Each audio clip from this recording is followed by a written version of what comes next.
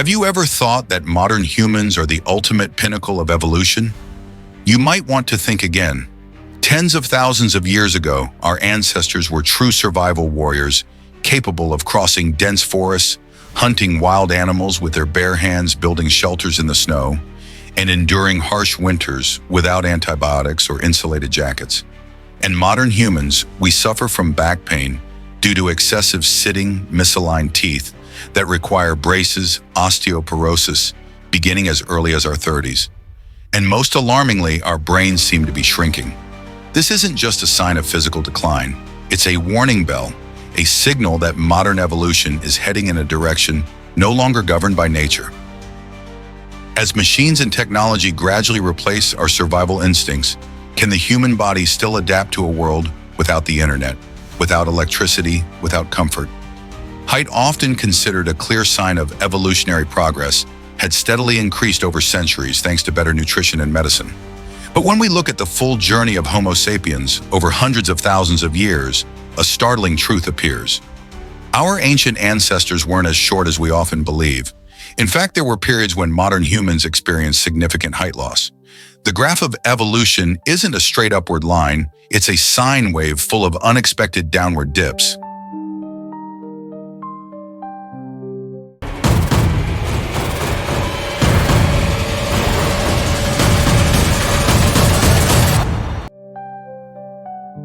For millennia, the human physique has been deteriorating not just in terms of height, but also in overall strength and body proportions.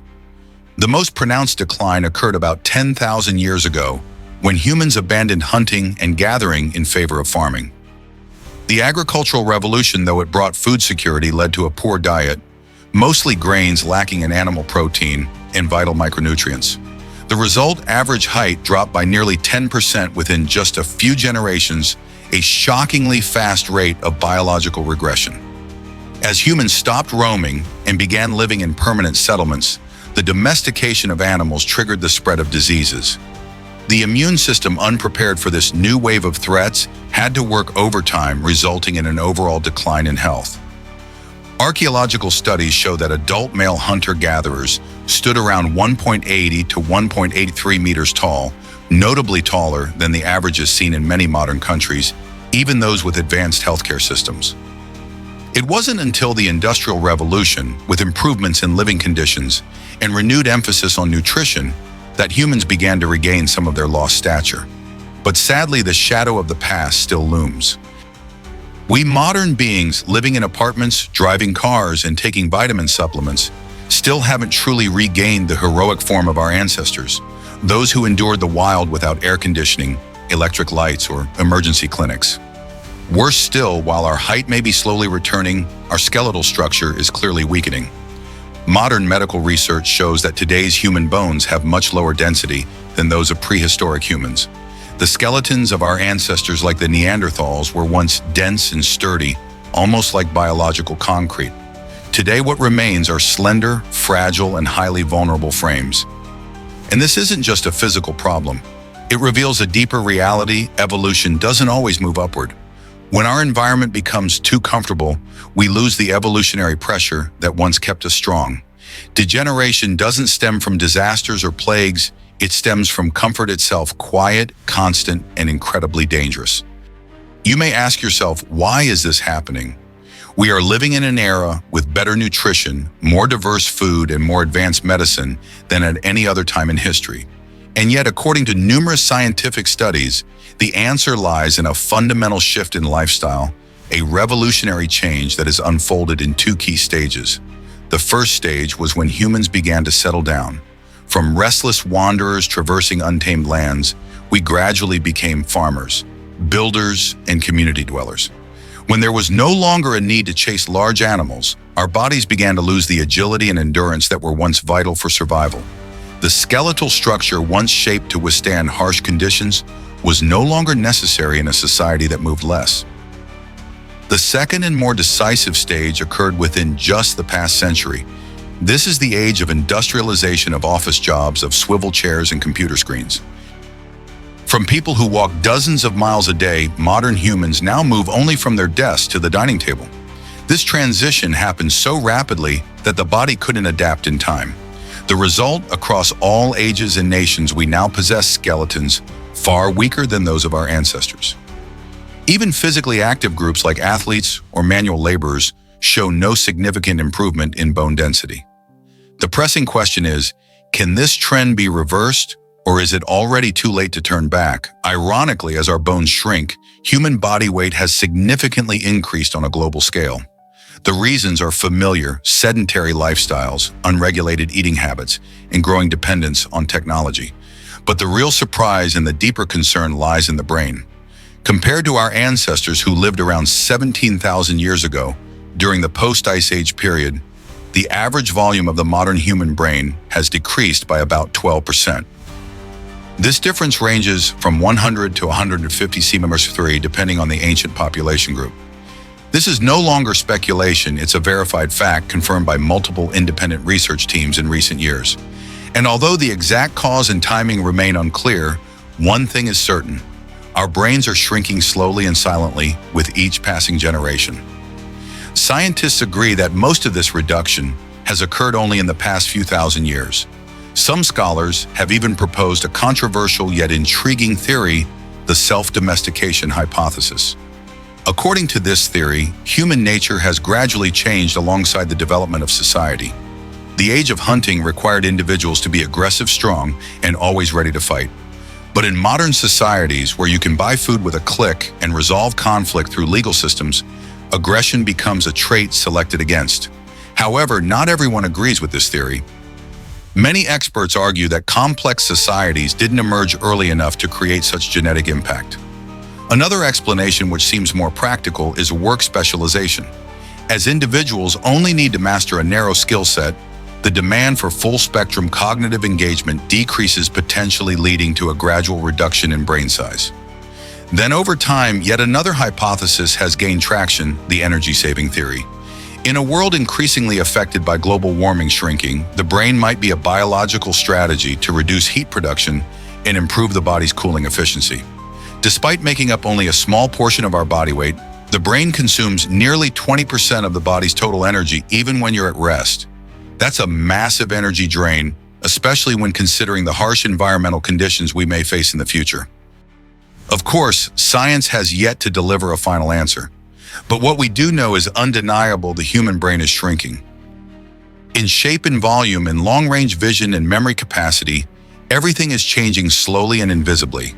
Like an undercurrent deep beneath the ocean, it makes no noise, but it holds enough force to sweep away an entire civilization. But does the shrinking of the brain truly mean that humans are becoming less intelligent? That remains a mystery without a clear answer. Some scholars raise a profound question: could modern climate change, combined with a machine-dependent lifestyle, be accelerating this process? When artificial intelligence can do everything for you, from calculations to creativity, does the human brain still have a reason to retain the skills that were once vital for survival? And if the theory of self-domestication is real, then the biological future of humankind may not be as bright as we once believed. After the decline of gray matter, the next shift seems to be moving downward toward the jaw and teeth parts that once symbolized survival strength.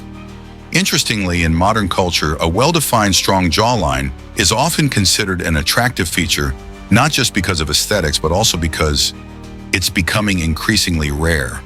Archaeological findings show that the jaws of modern humans have noticeably shrunk compared to those of early Homo sapiens. Yet this process has not always been gradual. Over the past 10,000 to 30,000 years, this reduction has occurred at an abnormal rate, far exceeding the typical pace of evolutionary change. Researchers believe this is not merely a consequence of changes in the skull. A key factor lies in the transformation of human diet and lifestyle. Since the agricultural revolution, humans have gradually abandoned tough, coarse, raw foods, which required powerful chewing forces, and switched to softer, heavily processed meals. Entering the modern era, fast food, refined products, and canned goods became staples of the daily diet. The result: jaw muscles are used less, weaken over time, and gradually cause the jaw structure to shrink. This is no longer just a hypothesis. Animal studies in which generations were fed a soft diet yielded similar results. After just a few generations, the structure of their jaws had significantly shrunk. Even something seemingly harmless like a bed may contribute to this evolutionary shift. Our ancestors used to sleep on hard ground without high pillows or thick mattresses. That natural posture kept the mouth closed during sleep, creating ideal conditions for proper jaw development. Today, the common posture of lying on one's back with the head tilted and the mouth open during sleep is raising concerns that it might be subtly reshaping facial structure over time. Many scientific studies have confirmed that factors such as sleep posture, chewing force, and food texture play essential roles in shaping the human face. But what's even more alarming is the growing imbalance in biological structure. While the jaw continues to shrink, modern human teeth have remained nearly the same size as they were tens of thousands of years ago. This mismatch has led to a range of problems: impacted wisdom teeth, dental crowding, misaligned bites, and numerous other dental complications are becoming increasingly common worldwide. Even worse, as the jawbone shortens and recedes inward, it causes serious consequences in the rear part of the face right next to the airway. This significantly reduces breathing space, contributing to the rising prevalence of sleep apnea in modern society, a disorder that was once extremely rare in ancient humans, but has now become a medical nightmare of the 21st century. At first glance, the subtle changes in the human face may seem insignificant, but under closer inspection, they signal a much deeper series of transformations quietly unfolding within the modern human body. And if you think what's just been mentioned is already unsettling, brace yourself, because it's merely the tip of the iceberg, one of countless biological shifts silently reshaping humankind. Among these, one strange phenomenon has left scientists puzzled. The average human body temperature is gradually declining. For generations, the number 37 Celsius, or 98.6 degrees, has stood as the symbol of a healthy human body temperature. Any higher suggests a fever. Any lower could mean life-threatening hypothermia. This benchmark was established in 1851 by German physician Karl Reinhold Wunderlich, who used a 22-centimeter-long half-kilogram thermometer to take millions of readings from tens of thousands of patients to determine the average. But today, modern data tells a different story. According to numerous studies across the United States, Europe, and Asia, the average human body temperature now hovers around 36.4 to 36.6 degrees, noticeably lower than the long-standing standard once regarded as medical truth. This isn't just a statistical anomaly. When scientists reanalyze thousands of medical records spanning more than 200 years, a consistent trend emerged. Human body temperature has been steadily dropping generation after generation by approximately 0.01 degrees per decade. The big question is why. Some suggest that historical measuring tools lacked accuracy, but many experts reject that theory and instead point to direct causes: changes in lifestyle, environment, and even internal physiology. Modern heating systems, air conditioning, reduced exposure to microbes in sterile environments, and highly refined diets have all diminished the human body's need to generate heat to survive. We also suffer from fewer infections thanks to modern medicine, which means fewer fevers, and over time, a drop in average body temperature. In other words, a healthier body might actually be cooler. On the other hand, increased body mass has altered our metabolic processes, creating an imbalance between heat production and heat dissipation. Every small factor once overlooked is now piecing together a new evolutionary picture, one in which the human body is cooling slowly but surely. The history of humanity is a history of battling disease.